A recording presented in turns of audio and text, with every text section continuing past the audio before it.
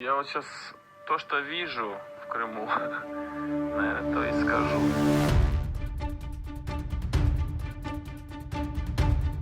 November 2013, Maidan Square in Kyiv, Ukraine's people gathered to protest against the decision of the President Viktor Yanukovych to sign the Eurasian Union deal with Russia.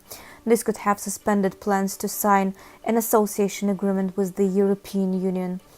The protest turned into a revolution, the war in eastern part of Ukraine, Crimea, the world political leaders' negotiations on the settlements of the crisis. The media was flashing with the headlines: the new Cold War, Russia against the West. There was a clear black and white portrayal of the events in media. Since soon it will be 7 years since the Ukraine revolution, I asked myself a question: what now? What is going on in Ukraine right now? The only information I possess is coming from the media, what made me think how powerful the media is. But again, Ukraine 2020, what now? It seems that the things have been going in the right direction. At least the GDP per capita in Ukraine has been increasing again. The numbers went closer to a pre-revolution period. With elections in 2019, people in Kyiv had hopes about their new government. Was with a lot of hope when Zelensky won the election, and he came in, promised a lot of stuff: fight corruption, end the war, bring businesses to Ukraine, and promised a lot of populist kind of things, and then also some more reasonable things. And he also won the parliamentary election on his party, and he got a majority. He suddenly he could actually just get through things through in parliament without really considering other opposition parties, and that was unique in Ukrainian history, and that gave a lot of hope that he could do all of this stuff. And then the economy actually improved, and it looked good. But then, already before the coronavirus crisis hit Ukraine, he changed the cabinet of ministers back in March, and where a lot of the young Western-backed ministers and reformists was replaced by some people who have been from the Poroshenko administration and even some from Yanukovych. It has made people a little bit less, not a lot, optimistic about the political landscape and also the economy, because a lot of these people came in and was praised by IMF and other people, other organizations and funds and banks for really doing a lot about corruption, and they've all been more or less replaced now. I believe the problem for Ukraine is that they lack reforms, sort of like the rule of law. They need reforms on a lot of various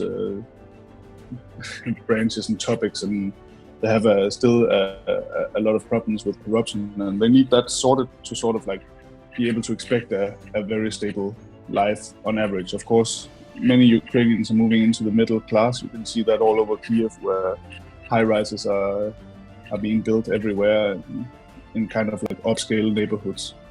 And just this last year, my neighborhood has changed dramatically in some areas, where the old Soviet buildings are being replaced with new modern apartments. The Soviet Union left a huge legacy across the Eurasian continent: a string of frozen conflicts, dozens of enclaves, water border issues. Crimea and Donbass joined Nagorno-Karabakh, disputes on Central Asian states' borders, Transnistria, and many other frozen conflicts. Since 2014, more than 13,000 people were killed in Ukraine, a quarter of them civilians. Millions are displaced. The deaths mostly happen in the war zone in the eastern Ukraine. Because of pandemic, the peace talks have slowed down. We haven't witnessed a major escalation in the east for I think 2 or 3 months. In Kyiv, a peaceful city, a safe city, no one actually feels there is war going on several hundred kilometers away from here. And that's how we somehow kind of live right now, and everyone's just tired, keep on forgetting that anything is happening. But it's going on, it's still going on there, and that's what actually drags us and keeps us as a hostage. You know, we cannot really integrate and do anything and kind of concentrate on reforms. In terms of the process with the European Union, a membership is so far out in the future. There are a lot of problems in Ukraine that needs to be solved. And I think maybe the European Union would probably also think it was quite big a risk to take a country that's in an active war with Russia. So until that's settled, I see no future for Ukraine in the European Union. However, there is possibility to open the partnerships and open the trade relationships with the European Union, make it easier for goods and the workforce to travel across borders and work in the European Union. There are plenty of possibilities yet to be had. Вот. Сейчас в Крыму много больших проектов. В Крыму построено много детских садов. Правда, почему-то они не все еще работают. Построена почти на 100% новая большая трасса с Нового Керченского моста до Севастополя. Вот построен также новый аэропорт, железная дорога новая построена. Правда, в аэропорт прилетают самолеты все внутренних рейсов, то есть только Россия. Иностранных самолетов здесь нет рейсов из-за санкций. Проводится газификация даже отдаленных сел. Правда, я ничего не могу никак понять, почему рядом с Симферополем, со столицей Крыма, такие села, как Трудовое, Денисовка, Дружная и Строгановка, они находятся почти рядом с городом и до сих пор без газа. На наши запросы никто не дает нам конкретного ответа, когда он будет. We human beings are resilient and will learn to adapt to harsh circumstances. So do people affected by major political crisis. Ukraine's people are divided, some say, but united in the need for strong economic reforms and peace. War and corruption are two main topics that people in Ukraine are worried about. There are several groups of people. First of all, there are people who live under Russian control in the occupied territories of Ukraine. They are heavily dependent from what's going on there, and they don't want to move to either Russia or Ukrainian controlled territory, so they want to stay there. And everything they want and everything they need is the end of the war. Many problems do persist, but why we're not talking about them loudly?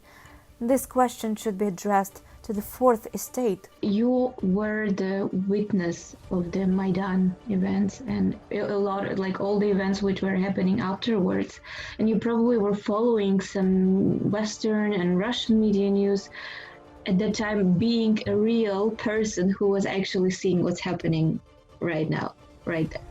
So do you think that Western and Russian media adopted this kind of like a Cold War framing in the reporting of the events of 2013-2015? Well, yes, about the Cold War frame, I think the Russian media would use it more. They did concentrate on hate speech against the West a lot, saying that the West inspired the revolution and funded it. And there was a kind of values clash at this revolution, the epicenter of this revolution, which again brings us to the Cold War frame. As for the Western media, what the media I followed and I trusted, again did a good job, because again, that's the media I would prefer to read myself. I don't remember any major fakes, any propagandistic stories, but again, it's because I follow the media I personally trust. But there were another problem with Western coverage is that a lot of people who are not following the region started making stories on that, and of course they lacked the knowledge of what's going on, whose interests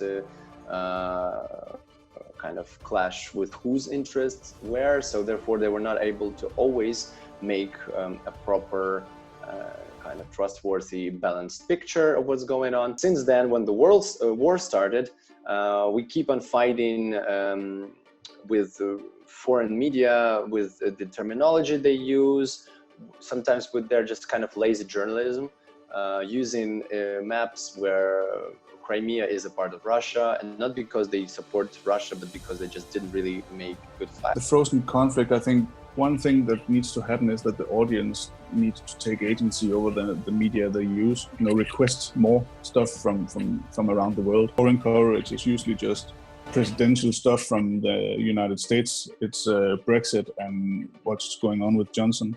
Then it's but that's like on the general long term. Of course now there's a lot of Corona stuff, but usually it's always Great Britain, maybe some Germany, maybe a ton of coverage of the United States. And I think that's a ridiculous way to prioritize news, because that's like 600 million people or 700 million people out of this 8 billion people or 7 billion people or however many we are. Recently, journalism saw the rise of alternative approaches.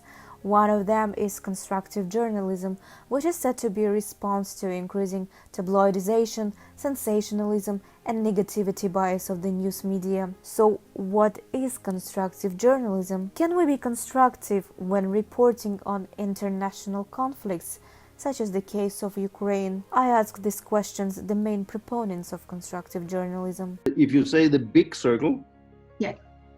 is constructive journalism. Within that, we talk about 3 elements. One of them, the big one, is solution-focused journalism. A good story doesn't have to be a bad story. It can be inspirational as well. Then there's this little circle up here. That will be about nuances. Most journalists have learned how to angle the story on the white or most likely the black. But what about the colors in between, or the gray areas in between the two? How do you do stories about nuances? So that's the second one. Third one is the role of journalists. Can we play a different role as a boxing referee in a boxing ring, where we basically want the boxers to get up again and fight because that's where the entertainment is? Can we use our pen as more than a dagger? Can we use it as a conductor's stick? So we invite people into a room where the purpose of it is not that they yell louder and louder against each other, but that they actually also listen. And can we ask questions like, have you learned anything? Is what of what she just said do you agree with? That's another question than the questions most of us have been taught. That is, what do you think about she calling you stupid?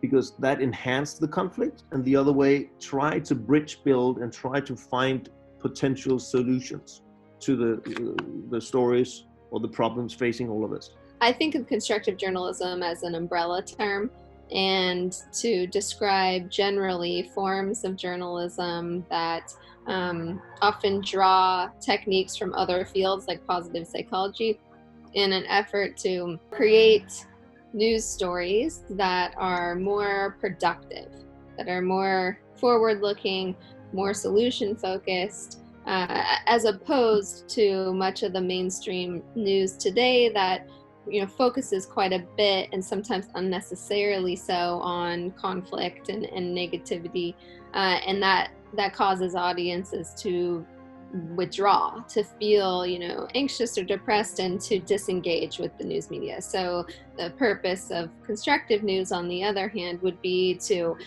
empower audiences and encourage them to engage with the media. Constructive journalism sounds as an inspiring approach, yet to what extent it is attainable is still a question. The future of constructive journalism depends on us, journalists, media professionals, and of course, the audience. The readership, the audience, should demand more from the media outlets. If they don't want it, that's fine. They don't have to. That's where the editors come in. And I think the editors should do more to broaden the perspectives of the respective outlets, like the newspapers or whatever, and not accept that regions like Central East Asia or Ukraine or Venezuela gets completely forgotten in the media coverage. If you want stories from frozen conflicts, you should probably have journalists go there. If you want to work as a freelancer, maybe you should prioritize areas that are underreported. like Ukraine, because I genuinely believe that Ukraine is underreported. It can be difficult for the single journalist if you are working for a very politicized or very a media company which the purpose is either just to make money or to show to support the friends of the owner of the media. But if you work at a public service company, that's actually your job to try to leave your personal attitudes at home. It is also important that the publisher, the board of a public service station understand that that station is not state-owned, it is publicly owned. And there's a huge difference between the two. A lot of governments think that public service media, since the public owns it, then it's government owned and it should support the government's way of seeing the world. That's a mistake. The value in a navigation system is that it's constantly updated and it tells you, it focuses on the future and it gives you choice. It doesn't tell you where to go. That's your choice, but it gives you choices, more informed choices. And in my mind, that's how we should see journalism in the future. Some of my research has showed that journalists are going to be most successful in solutions-oriented reporting if their management is on board and if they have an editor who supports this style of reporting. So it's really important, and it's hard maybe journalists could bring evidence to their editors. For example, there are research studies showing that when news outlets have started publishing more constructive stories, that those stories are getting more page views, higher engagement times. So maybe bringing some evidence to the higher ups can be a way to show them that it's worth their time. Many opinions, many thoughts, different conflicts, and powerful media. So what now? Shall we reconsider our views on reporting international conflicts? We like to tell the stories as are normally told, and some people probably say that we are focused on the negative news, but I think it's often because that the stories which are not told already will be stories like that, and stories are a bit more difficult, because the positive stories to a large extent will be told by media here with an interest or something like that, and that's not necessarily what we will do. That's not to say that we do it from time to time. But it's hard for us we cannot always sell or do what we want to do, but we need to have a media that's going to buy it. And that also means that the criteria, and I know that's one of your questions, the criteria that we use depends on the media outlet. It depends on what they want, and of course it doesn't mean that we will take any job if we don't journalistically agree with it, but I don't think we have had those problems so far. I feel like as long as we have the broad strokes of the story agreed upon, I feel like we're actually having a lot of freedom to do what we want within that framework. But of course in Ukraine, what mostly people want is the negative stuff because it fits into what they know, corruption, war, and all these things. And the difficult thing for us is to make it relevant for the media. It's not a simple thing to change the way that it's being practiced, and journalists are taught that conflict is a news value, that something is newsworthy if there's conflict, and journalists are taught to represent both sides of an issue, and sometimes that's been to our detriment or been misunderstood.